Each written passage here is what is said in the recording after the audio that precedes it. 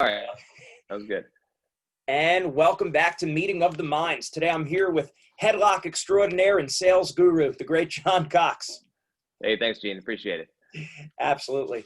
Man, so we go back a long way, our wrestling days. We met in Fargo. You headlocked me. You packed me. That wasn't a great beginning to us meeting. But went on to have a great career at Navy and now doing great in business and sales. Just happy to have you on board.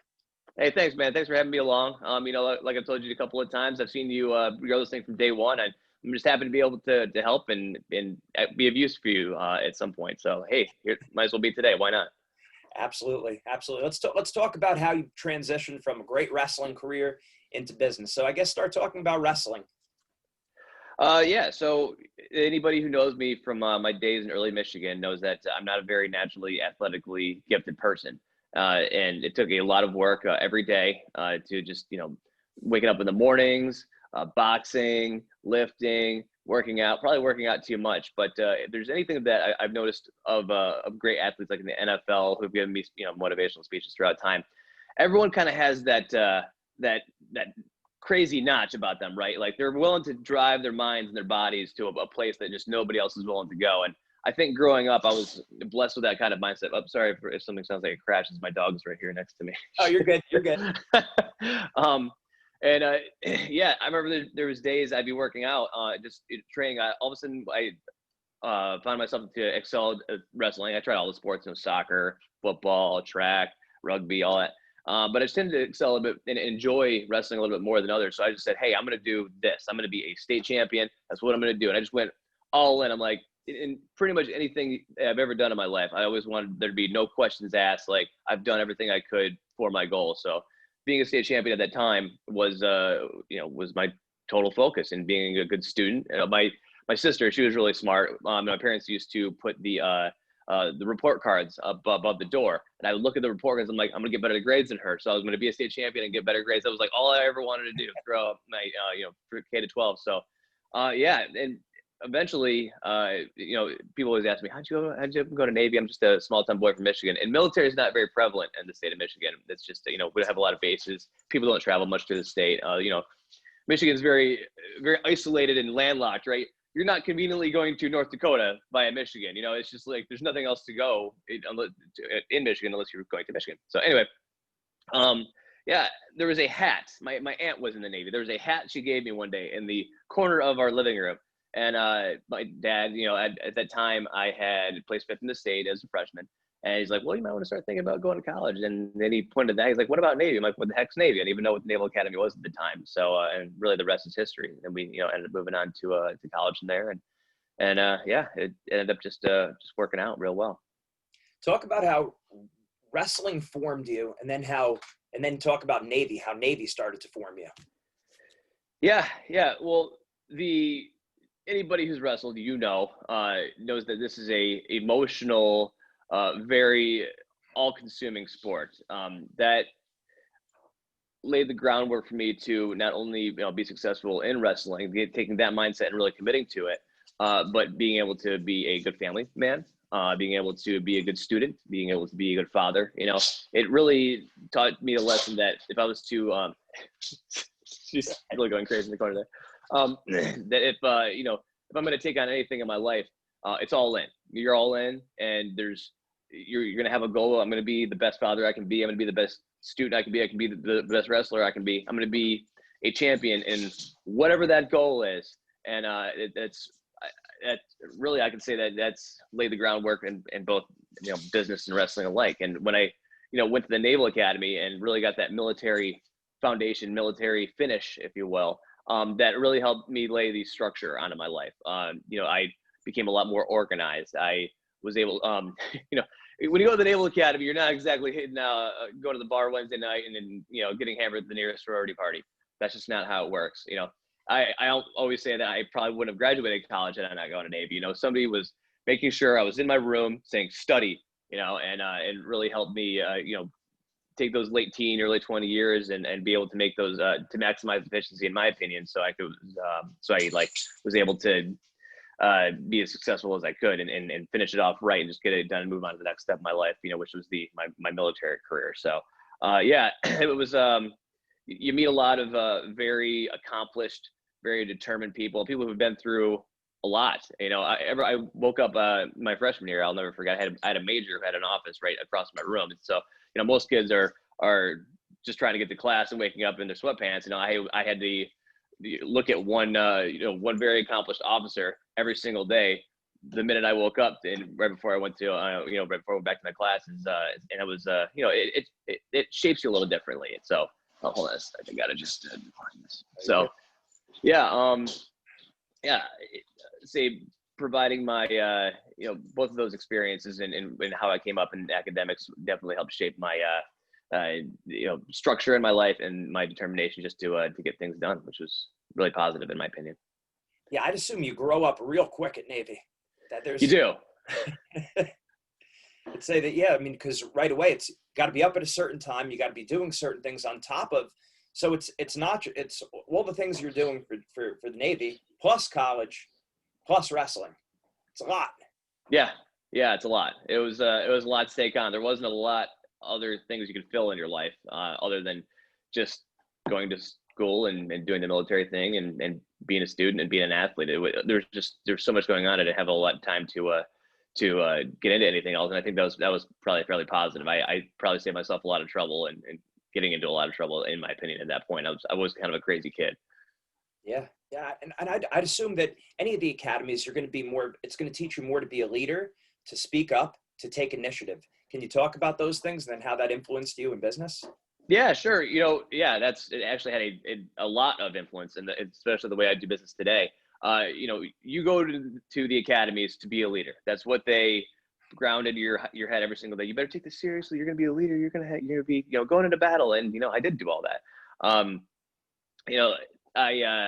You learn how to delegate real fast. You learn what happens if you don't delegate. You learn what happens if you don't inspect what you expect, as a common phrase you're always hearing in the military, especially as an officer. How to hold people accountable, how to follow up, how to make sure people are staying on task. And that's funny. I've been able to kind of take a lot of those leadership skills. Although I'm an individual contributor at my current company, I kind of look at my customers as not my subordinates, but people I need to manage, right? Hey, you might want to get a hold of this order or get ahead a little bit on the supply chain, because I forecast some problems coming up. Like, you're going to run short if you don't, order this today. Like, I told you, I did all I could, and they do appreciate that. And they do appreciate the personable approach I take. I always pick up the phone. You will always get a hold of me whenever I call. That's some of my guys, whenever I led them, throughout my time in the Marines and at the academy and everything, they always appreciate it. So, I try to bring that into my business culture today. Yeah, absolutely. And then talk about the transition then into the Marines. Yeah, that was wild. So I believe. So can you still see me right now, by the way? No. No. Okay, hold on 1 second. Yeah, I keep having these calls come in. So I'm back. When every Marine Corps officer is a rifle platoon commander, that you spend 6 months, your first 6 months as an officer, you spent at TBS, the basic school. They even have an acronym for "the" in the Marines, because I guess that's how Marines are. But you spend 6 months going through the woods looking for boxes, land navigation, shooting, leadership skills, infantry skills, all that sort of stuff. And that's your first real taste of how it is to be a Marine officer. And then they assign you your duty after that, or your job that you're going to go into, your MOS, military occupational specialty. And I ended up becoming a logistics officer, and taking control of my own platoon. It was that time. It was very Afghanistan was in full swing. It was all very kinetic, and we knew that we were probably going to be going into something pretty serious one day. So it was all very. I felt lucky at the time that I was able to be part of that and have that be my military experience. I always say I was one of those kids that was playing war in my backyard. And if you're a kid who liked to play war in his backyard growing up and hoping you're going to be part of something like that someday, at that time, Operation Enduring Freedom was a really great opportunity to be able to, get that out of your system, to get that in your life. And so I was able to do that. She's insane, my dog. To do that and lead some guys to do a very real and what I felt was a very awesome opportunity that not a lot of people do, especially if they aspire to do really awesome things in battle. Yeah, yeah. And then that had to form you on top of your experience at Navy. Then being a Marine, that had to give you additional formation to prepare you for life. Yeah, What kind of yeah. things were different that actually now being out there in the field? How did that form you? Perspective. You get perspective on a lot of things. I'd say my deployment to Afghanistan, I did one, and a lot of people did 2, 3, 4. I had one very, very serious deployment, and all my training and all of my schooling and all my leadership skills and all sort of stuff really were tested during that time. I was part of this big battle called Operation Mashtarak. It was one of the battles in the Operation Enduring Freedom. We took over a Taliban stronghold called Marja, Afghanistan. There's HBO specials about it and all that sort of stuff. It was this big thing. I had CNN and Fox News and Reuters and all that stuff with me. I brought them to go do, around different parts of the battlefield to go do the reporting, among other things. But when you go through something like that and you realize, you see these people, these poor Afghan people, that are being controlled by this awful organization. And you get a whole different perspective of not only what they're going through, and not only really what's going on in other parts of the world, but then at the same time, you're really kind of fearing for your life every day, but you don't think about it so much. I'll never forget Christmas in 2010. My staff sergeant, and we're sitting there in the tent. We're all, preparing to go out the next day. He's like, "Hey, listen, we're going to go outside that wire tomorrow. And that's really crazy. It's a really, really dangerous thing to do. You don't think it's dangerous right now because you're in the middle of it, but you're going to look back on that someday and think like, wow, that's really something else. That was really nuts. And you know what? It was really nuts. It was extremely dangerous. And going through all those things, really just gives you a lot of perspective on life. Like, okay, I lost this sale. It's not that big of a deal. Okay. We find out we're going to lose our job next week. And I'll never forget, my wife and I, we at one point when I was transitioning out of the Marines, there's some administrative snafus that went on. We didn't know if we were going to get a paycheck the next week. And I just remember looking at my wife, I'm like, listen, we don't need anybody. We're going to get through this. I know that we are. This isn't my first rodeo. I've been through a lot tougher than this. So yeah, that kind of inner fortitude and being able to go through those really harsh experiences, I'd say developed me even further, on top of, building the whole mindset, and eventually, leading to me having an opportunity to compete in the Olympic trials, which was really, really awesome. So, yeah. That's awesome. Great experiences there. Now talk about, what would you say some of the main qualities or mindsets you need to be a champion that would carry over from wrestling, Navy, Marines, and just sales and life? Yeah. I'll turn this on. The call coming in. What I call it is no quit, right? You say you have a goal and there's no quit and you're all in. I'd say that if there's ever a special sauce, anybody, oh man, they're really coming in today. Holy smokes. If there's ever a special sauce that you need to get things done in your life, you need to have a goal. You need to know what the goal is, and you had to have it clearly identified. And you need to say, hey, I will be all consumed by this and nothing will get in my way. Nothing, I'm not gonna have a few more beers tonight. I'm not going to, spend, I need to get out of the house and go on the road for a few more days. I need to sit up and write this battle plan for my team tomorrow. Otherwise we're not going to know what we're going to do. I need to do 100 push-ups and 100 more sit-ups tonight. I can't tell you how many nights when I was growing up, just doing 100 push-ups, 100 sit-ups before I went to bed every night, not knowing the effect of that little mindset effect that would have later on down the line when I needed to have a goal or needed to, be a better business person or a better father. And just, it would all be relative, and all that mindset carried over throughout every single facet of my life. So not only is it important now thinking that, hey, being a state champion is a big deal and it got perspective, right? Like when I was 16 years old, all I wanted to be was a state champion. There was nothing else more important in my life. Like, wow, there's so much has happened since then. But the mindset remains the same, right? You're all in, whatever you do. Don't let anything else get in your way. Don't be distracted. Have a goal and just go for it. Awesome. Now I guess I'll ask you the flip side of that question is, what would you say some of the biggest, we call mindset red flags, or biggest mental mistakes, or things barriers that stand in the way mentally of reaching your goals for everyone? Right. Sure. And I know you probably have a lot of female viewers here too. So I'm going to go ahead and say relationships in general, but for guys, it's girls, and for girls, it's guys. You get distracted by these relationships.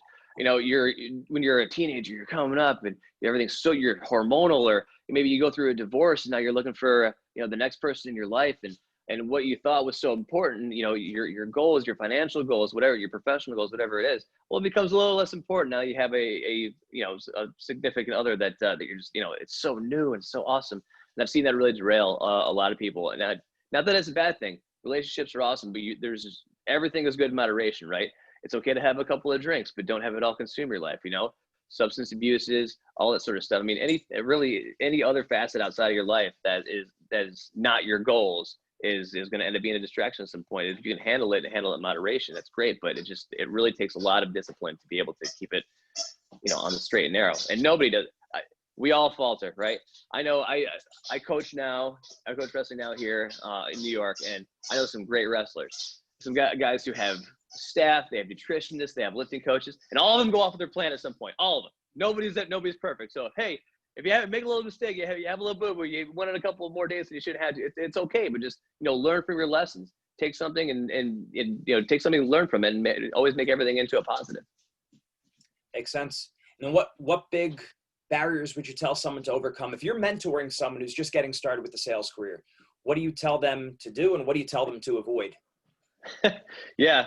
So I tell them, you're going to get a lot of doors slammed into your face. Don't let it get to you. You got to make that next sales call. You have to keep moving forward. This is business. You're not in customer service. You're not in technical support. You're not in management. This is not going to be a very predictable day, and no one's going to guarantee that you're going to make the next sale. You just have to keep on going. You have to keep on grinding. You have to innovate. You have to come up with new ways to be able to make an approach to, if you have a certain, like I have a certain number of accounts, right? I sell to hospitals. There's not going to be any more hospitals that are going to be made in my career. And it's going to be the same staff that's working there. So how do you innovate a different way to be able to get them interested and be able to find a different approach for them to find whatever you have interesting or to be able to create that need. So that's hard. This is coming from me to you from the School of Hard Knocks. These are lessons I've learned in the past decade I've been doing this. And starting out was I wouldn't have thought that I would have learned the lessons that I've learned to this very day. Awesome. Great stuff, John. Really appreciate having you. Now, last question, totally unrelated and irrelevant. When we wrestled over at the Navy Classic, those showers were ice cold. Did you guys? And I remember thinking, like, man, these Navy guys are showering this all the time. That's why they're hard of steel, right? So I wondered, were they always cold showers there? Did you just stick the opposing team over in those? I think that was just the opposing team, man, because I remember our showers always being obnoxiously hot. So it just must be the piping. That was a long time ago, man. Who knows? Maybe those pipes have been in there since the 1800s or something. Who knows? But yeah, that was definitely your problem. That was not us. That's what I suspected, by the way. Great, John Cox. Thank you very much. Great information. I hope everyone that's watching is sitting there with a notepad. Take those notes because, man, he knows what it takes to be a champion. Sports, school, business, and life. Thanks a lot. Hey, thanks, Gene. Good to talk to you. Absolutely.